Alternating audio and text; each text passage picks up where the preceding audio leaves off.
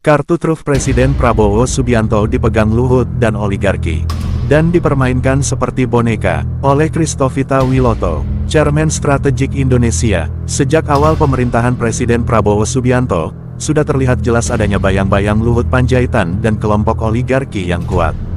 Mereka seperti memainkan kartu truf, memegang rahasia dan kelemahan yang membuat Presiden tidak bisa bergerak bebas. Hanya pidato doang, hanya omon-omon doang, tidak ada penyelesaian masalah, malah kejadian blunder dan blunder, terus-menerus. Jangan justru mengorbankan rakyat Indonesia. Inilah kisah yang penuh drama, penuh jebakan, penuh rekayasa, yang membuat rakyat selalu bertanya, sampai kapan kondisi ini dibiarkan?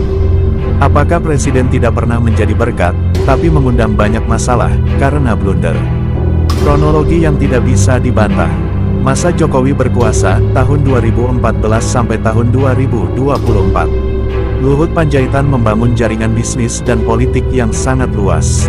Semua proyek besar negara diarahkan pada lingkaran oligarki. Dari tambang, energi, hingga digitalisasi, semuanya masuk ke tangan kelompok terbatas. Munculnya Prabowo sebagai Presiden, 2024. Harapan rakyat muncul. Rakyat yakin Prabowo bisa memutus rantai oligarki.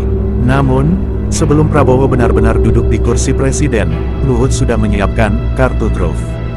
Kartu truf ini adalah rahasia besar yang bisa menjatuhkan Prabowo kapan saja. Rekayasa demo dan kekacauan. Setiap kali ada kebijakan yang dianggap tidak sejalan dengan oligarki, muncul demo besar. Ada yang bakar-bakar, ada yang memprovokasi, bahkan ada korban jiwa. Semua diarahkan agar rakyat marah kepada pemerintah, sementara dalam sesungguhnya tetap bersembunyi. Prabowo menyadari tipu daya. Prabowo tahu ia sedang dimainkan.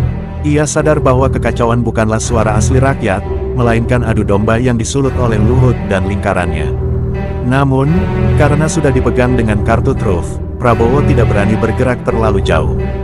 Jangan justru mengorbankan rakyat Indonesia. Rakyat semakin menderita, harga naik, lapangan kerja sulit, dan ketidakpastian membuat rakyat marah. Namun kemarahan rakyat justru diarahkan agar tertuju kepada pemerintah, padahal sesungguhnya oligarki lah yang mengatur semuanya. Bukti-bukti yang mengerikan, jejak dana besar yang berputar di balik proyek-proyek negara, selalu mengarah pada lingkaran oligarki. Rekaman komunikasi dan dokumen yang menunjukkan adanya campur tangan dalam mengatur demo dan kerusuhan. Kesaksian dari orang-orang dalam, yang menyebutkan bahwa semua ini dikendalikan oleh satu lingkaran elit, bukan oleh rakyat yang benar-benar marah. Firman Allah menyatakan kebenaran, segala tipu daya dan kejahatan pasti akan